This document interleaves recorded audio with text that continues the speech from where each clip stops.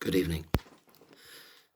I'm really not happy with the data that we've got from the Countess of Chester Hospital in respect of deaths in the neonatal unit and the obstetrics or maternity unit at all. The 2018 FOI by Walid Aslam,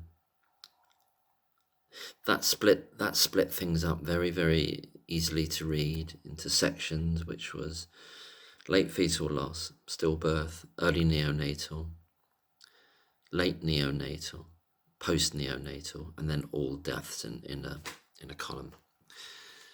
And that was very well set out. But apparently, a lot of that information was quote-unquote wrong.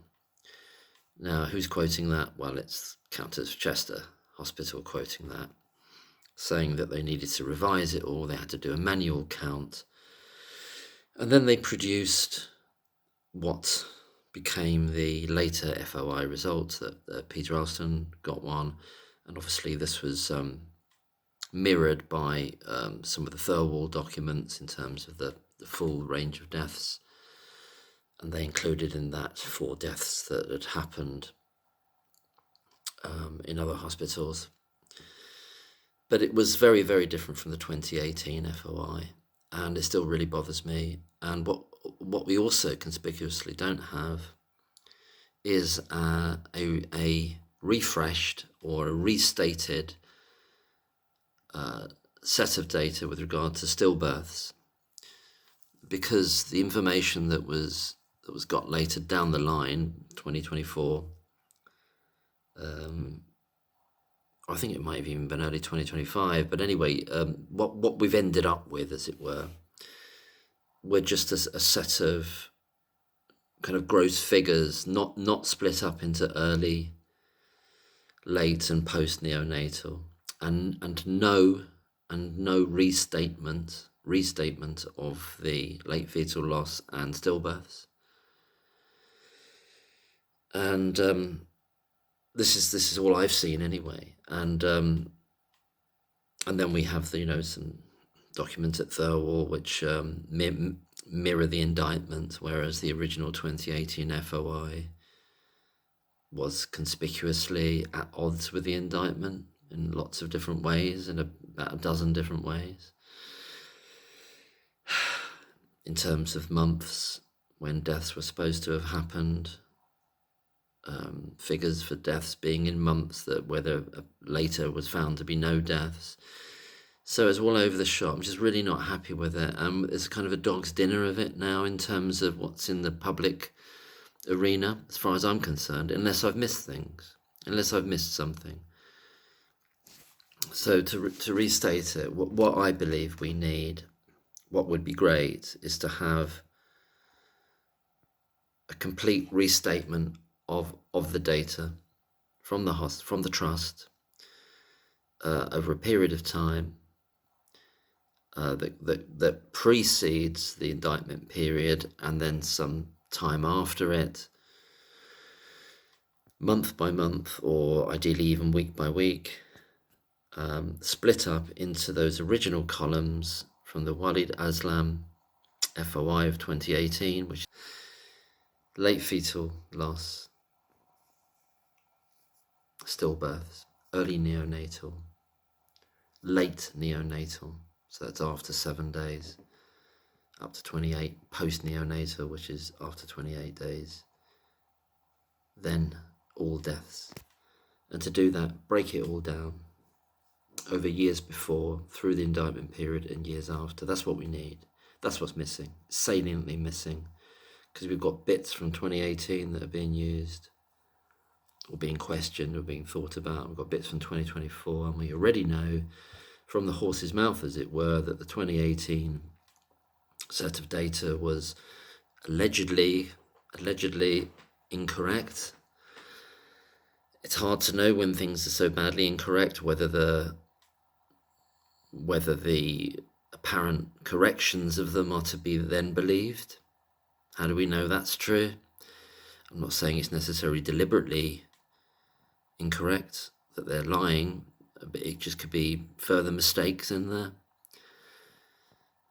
Clearly, they had to produce something which mirrored the indictment, or at least didn't oppose it. But I just think there's still real problems with this neonatal death and the maternity obstetrics data for stillbirths and late fetal loss. I'm not sure where that final category would come into this, but certainly the stillbirth's really important. You know, you've got some very high stillbirths in 2015. I think 12 drops down to 2 in 2016, goes back up to 11 in 2017. So in 2017, after it's been reduced to a level 1 unit. But caveat being, those figures I just gave are from an FOI, which was subsequently radically revised in terms of the neonatal unit death data. So I hope I'm not muddling this up in terms of making it unclear, but we're using some data from something which they've already told us was incorrect in all other categories in lots of different ways, and so I just don't think that's good enough. I guess that's the phrase for what we need to look at. Just a thought, just banging this drum about this, because also as a side thing as well, keep wanting to bang the drum about Evans's I don't know if it's a drum, so it's a bit over the top, but just keep wanting to rattle on about Evans's 25 supplementary cases that just get nixed, or nothing happens. It's not that they get rejected, they don't even overtly get rejected. Nothing happens, they go into a black hole. Now, what are these? What babies do they apply to? If we knew that, if the police were honest brokers and they said, yes, he did actually send us in either 2019 or in 2024. Was it 2024? I'm mixing up the years now because so much time has gone by. 2023. See, the first one I said 2019. This is the claim that comes from the New Yorker article, or not so much the claim, but the statement reported by Evans via that article, which says, I sent another 25 cases after the first arrest. First arrest is in 2018, second arrest is in 2019, so it's going to be in late 2018 or up to the second arrest in 2019. Evans then tells Dr. Phil Hammond, I sent them in 2023, and I've not heard anything a year later. As far as I know, he's not heard anything since then. 2026 now, aren't we? It's just incredibly odd. Going back to what I was going to say earlier, if the police are honest brokers, which they're not, the Cheshire Police, they could tell us something like, oh, well, yeah, we did get 25 extra cases from Evans, but we couldn't do anything with them because, well, she wasn't on duty for any of them. And what would that say? Very explicitly, as though we don't need any more evidence, but it would just show what an absolute debacle it is, which we know already, but it would just be more and more evidence of it, wouldn't it? Because this is what I can't let go about it. On what basis do the police take no further action and not even engage with him about it? And what were those claims? What were they? What was the methodology, the alleged method of attack? What were they?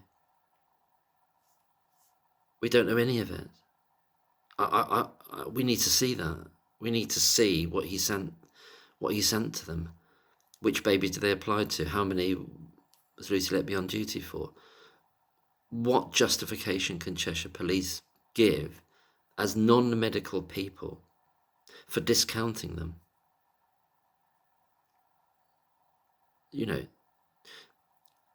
essentially, he's sent them 25 more in further instances of deliberate harm. We don't know whether they're separate cases, as in separate babies, or we don't know exactly the time frame for them, because he's had a whole bunch of notes covering a long period of time. We don't know whether it extends beyond the indictment period or goes back before the beginning of it into 2013, 2014. We've got no idea. But then the police pivot to using Bowen with a bit of help from Yoxall, and then they just leave their main guy in the dust. Don't even bother to get back to him. That's the statement he made to Dr. Phil Hammond. So, well, they didn't get back to me. I've been waiting over a year and they've never said anything. Now, is it possible they got back to him last year or even this year and they said, no, we're not going to do anything with this, Dewey, so just perhaps don't mention anything more about it. But what would they have said to him? Oh, but aren't they always saying to the police, well, we're not medical? So on what basis? Did they get somebody else to look at it? To second guess Evans's work and then just say it's all rubbish? Did Yoxall ever look at it? Did Bowen ever look at it? So you end up with a reversal. I'm just suggesting potentials here, because they go with Bowen for the full file and some Yoxall work from the, LWH, unplanned extubations, rubbish. It's just, I can't let this go. I don't think we can not let this go, because if it was put out in the open, it would, it's almost like you don't need anything else to devastate it. It's devastated already. It's a pile of ashes. The whole thing's a pile of ashes on the floor, but nonetheless, it's like, it'd be burying the ashes into a, I don't know what it would be doing. I can't think of an analogy, but but to have it out there, what were they? What were these 25 cases? Who did they apply to? What was the time range? And on what basis, medically, did these non-medical police ignore them all and go with instead some other stuff from, well, I say some other stuff, from Bowen and Yoxall? But did some of the Bowen stuff that formed the full file, and we know that Yoxall was doing some work on the COCH cases as well, but kind of Bowen took the lead there. But was there a crossover between these Evans's 25 and this? It's just it's hideous, isn't it? It's utterly hideous. It's like they could throw 1,000 cases and we'll just drop all the ones we need to drop. And that's not meant to be telling them anything about these so-called experts. I've said this probably dozens and dozens of times. Is that not meant to be revelatory of what they're dealing with? Of course it is, and they know it, and they don't care. This is the police. They don't care what these people are like, as long as they can give them something that they can get to stick. It doesn't matter how much they get given by these characters, these charlatans, which obviously includes Yoxall as well. These charlatans, Bowen, Yoxall, Evans, they don't care if loads of it they can't use. They just say, well, we just can't use that. We'll just put that over there. Like, it doesn't matter. Like, it's not saying anything about the reliability of these people. And they know it is, don't they? They know it is. And there's the heart of the cynicism of, well, I say cynicism, that's just a feeble way to put it. That's the heart of the corruption of the police and the CPS and those charlatans themselves. And there we are. So I'll leave it there. It went on a bit longer than I thought. But there's lots of things to still know. That if they were fully exposed, we'd be having a field day with this in terms of demonstrating again and again and again and again the absolute putrid construction of this monstrosity of a fit up, of a persecution, with no shame, no standards, no probity, no honor, nothing at all, no honesty, no, I've said honor, haven't I? Just nothing good about it. Nothing good about it. And then you've got the chief constable coming out today saying, oh, it's got nothing to do with statistics, I mean, just absurd characters. How do they get to these positions? Is it because they're able to do that? I would suggest it is. It's because they're able to lie straight into your face like that, and then have their pet media person in the form of Liz Hull to push it out there. So these aren't good, honest people at all in any way, shape or form, but that should be obvious by now. Thank you. Good night.